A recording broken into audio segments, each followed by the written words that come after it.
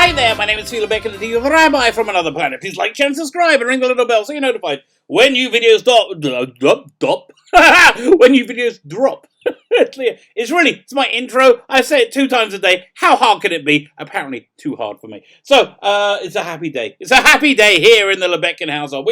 We're ecstatic. We only have 1 kid left at home. Only 1 kid left. Ida goes out at house at home, and he is leaving today. 3 o'clock today. He is out the door, heading back down south to go to his agricultural school, where we won't see him for a few days. Then we're going to have the house free.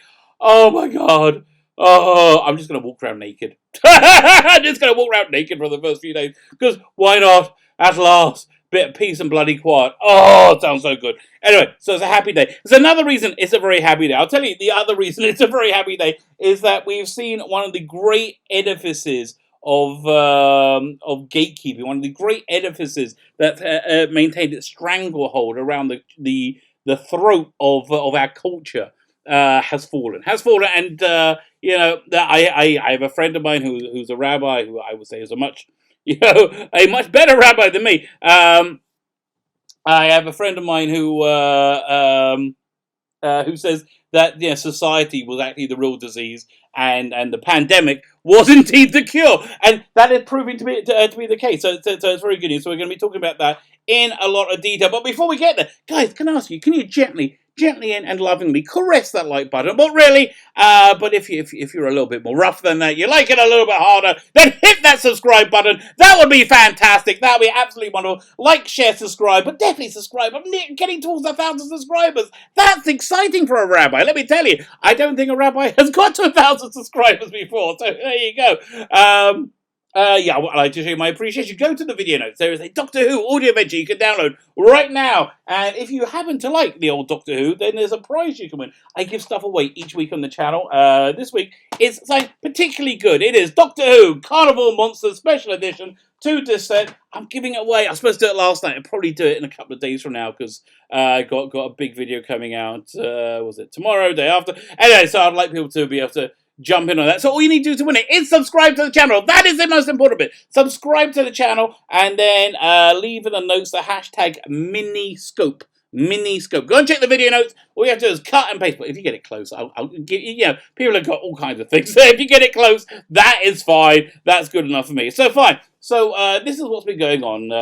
The comic book industry imploded. The comic book industry imploded essentially because the people making comic books were very, very, very upset at people who read comics and bought comics and will be prepared to buy and pay for the comics. And they told them, "We don't like you. We don't like you. We think you're a naughty person. We think you are actually one of those democratic socialists from is it democratic socialists? Yeah, no." That's Bernie Sanders. I didn't mean to intimate that, even though I don't agree with the policy. We think you're one of those socialist nationalists from the 1930s in Germany. That's the one, the nationalist socialists. And we think you're terrible people because you happen to believe that border security might be a good thing. Whatever. And you would have things like, just very, very mainstream centrist political ideas coming out in the mouths of the Red Skull, like, and then people would not have taxation without representation. Really, like mainstream stuff. Anyway, so they decided they really hated the people who bought comics. So the people who bought comics eventually went, yeah, okay, the comics you're making are legitimately freaking awful. Plus, I don't like being called names. So, sayonara, goodbye, and comic book sales have fallen about 60%. I think fandom in general, the audiences for fandom in general have fallen about 60%. So, as this was going on, there were a few people who were blackballed from the industry. There's your boy Zach. He's a fantastic channel. I recommend him highly. Ethan Van Sciver, and they said, well, the people who gatekeep them out of the industry said, so, look, if you don't like it, why don't you go and make a comic yourself? Make your own comic. And then they, it seemed to me, they looked like they conspired to gatekeep them out of comic book stores. So there's a whole court case going on right now between Mark Waid and Richard Meyer about that. Oh, I can't wait to see how that's going to come out. Torch's interference. And I think it's going to be bad news for Mark Waid. Hey! For Justice fans out there, bad news for Mark Waid. So they went on to crowdfunding, right? Crowdfunding comic. But so they firstly went to Kickstarter. Richard Meyer put himself on Kickstarter, and about a day or so, or just as the campaign was about to start, he was taken down from Kickstarter. So it turned out Kickstarter had somebody who really agreed with the creators of comics, and what's the word? They gatekeep them out of Kickstarter. So because of that, people moved over to IndieGoGo instead. Fine. So now we're seeing the roosters coming up. Now we've hit a pandemic, right? And everybody kind of stopped work for a few months. Money's tight. Comic book stores are closed. Now we're in. We've hit a crisis. I think we can legitimately say we have hit a crisis. And the comic book industry imploded almost immediately. They had one point of failure, a single point, which is the one distributor, Diamond Comics, because the way comics had become, because they had alienated such a large swathe of their audience, that their margins were so incredibly tight that they had to have constant cash flow. And without that constant cash flow, it all falls apart. So that basically that's what happened. The comic industry is probably going to come back at about 30%, 25 to 30% the time it was the size it was before it went down, right? So comic book creators, successful ones, are now looking to crowdsource their own things because there's just not enough jobs out there. So crowdsourcing is far more lucrative as well. So this is where our story starts. This is where our story, because Kickstarter, who gatekeep people out, their business model didn't really work. They firstly unionized, and because of that, the cost of their employees went up quite considerably, and now they fired 75% of their staff, 30. They fired a large percentage of their staff. They're just not making any money. Interestingly enough, the projects they gatekeeped off Kickstarter make more profit, make a lot more money than the entire Kickstarter made in a year, which is really quite breathtaking. It's such an incredible failure. Such an incredible failure of business, and it's just really, really great to see. So, where are we going with this? So we had the first of the mainstream artists who weren't gatekeeped out of the industry. Was it Sean Gordon Murphy? I think one of the most popular people in comics right now. He launched his crowdsourcing thing. He launched it on IndieGoGo, because IndieGoGo is the platform exclusively used by ComicsGate, the people who were gatekeeped out of Kickstarter and the store. So it's IndieGoGo is exclusively used by them, and so when this artist writer came to do his book, he put it on IndieGoGo. You know why? Because that's where people who buy comics go. They don't go to Kickstarter. You know who people go to Kickstarter? People who look at things and go, oh, how brave, how stunning. Not people who want to buy comics. And if you want to sell comics, probably you want to go to a place where people will buy comics. So this caused a bit of a stir in the Twitterati world. This caused a bit of consternation. So let's have a look at this. So we'll go start this interview at Newsarama. Well, I'm just going to read this one bit where it talks about it. Newsarama is one of the most shilly sites. They are completely in the bag for this kind of like hatefulness that drove people away from comics. So let's read it. So first, Newsarama says, I noticed you opted to crowdfund The Plot Holes, the name of his Kickstarter, his book, The Plot Holes, through IndieGoGo instead of Kickstarter. Ew, you're with the garbage people. Are you with the evil CG people? I gotta go and disinfect myself now because I said the wrong word.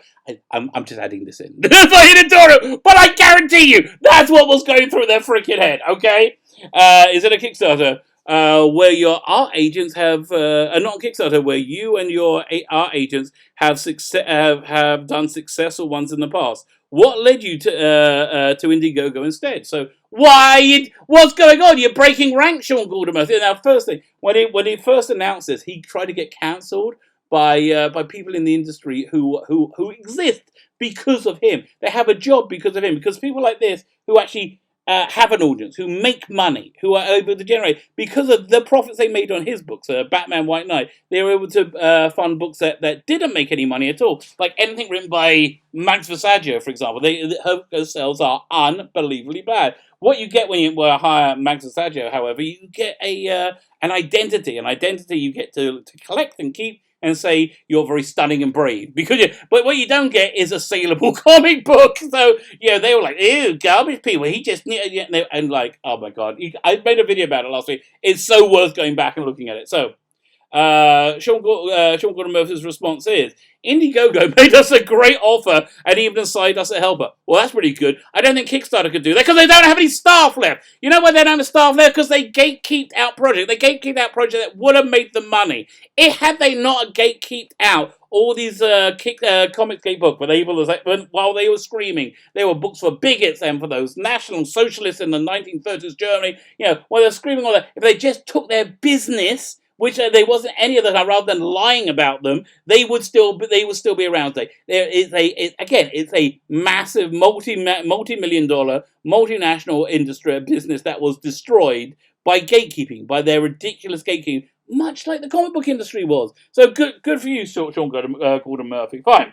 Plus, they have connections to distributors, stores, insurance. That's okay, absolutely. They offer a better service, etc. And I like the campaign can run twice as long. Oh, they offer a better service. Not only is it a more welcoming environment. Not only are they going to do more for you. Not only can they really help you with lots of practical things. You can actually make more money. Plus, and here's the most important thing, they take less of a cut than Kickstarter. It seems superior in every freaking way. Why are you even asking the question, Newsarama? Because you're a shilly shill, aren't you, Mr. Newsarama?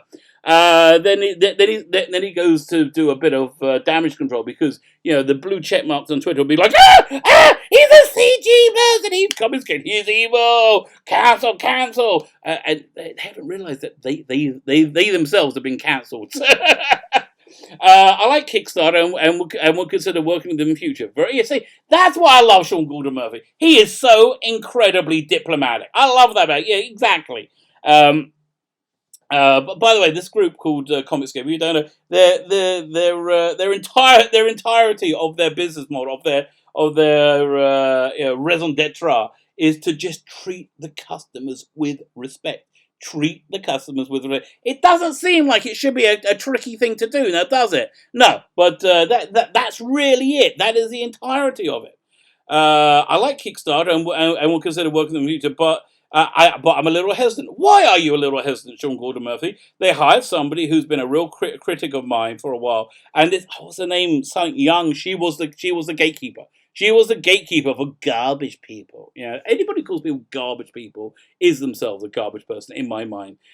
Somebody who influences the project they take and promote, I believe. Exactly. Yeah, they don't go on popularity. They go on, is it stunning and brave, really? I'm told this person has left, so maybe my next book will be with them. You never know. So, again, he basically just say exactly what happened. Exactly what happened. Kickstarter offered an inferior service, will cost me more money, while IndieGoGo offers a superior service, cost me less money. Plus, it's where people who buy comics now go, because the gatekeeping from Kickstarter also extended to the clientele. They gatekeep them out. So now let's see what happened with this choice. Let's look at the IndieGoGo comic book section. So we start on plot holes. Plot holes number 1. In the last 2 days, 58 days, it's got to go. Last 2 days, it's made $129,980. Yeah, I think that sounds like a pretty darn good good decision.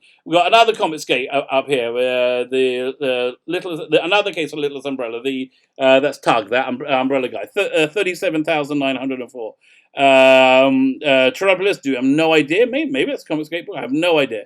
Colton Cox, don't know it. Jawbreakers, Prime ComicsGate book. That is $109,703. And finally, the granddaddy, the greatest, which I just booked back the other day. I'm really so excited for a success. So he really deserves success because he puts out a great product. And you know, another reason he deserves this success is because after I backed it, I at him on Twitter. I like at Ethan Van Sky, at Comic Book Pro Secrets. Just back your book. Congratulations on it. Yeah, I wanted to let him know. And like 20 minutes later, boom, he liked it. That kind of interaction with that just plain respect for your audience is wonderful. He deserves it. He has got on a 60-page comic book $866,000, $866,112 on one book. You know, so I think the age of gatekeeping is officially over. I think we can say it. You know, that stranglehold that those evil people have had on our culture for so long, I think we can start rejoicing. I think it might be over.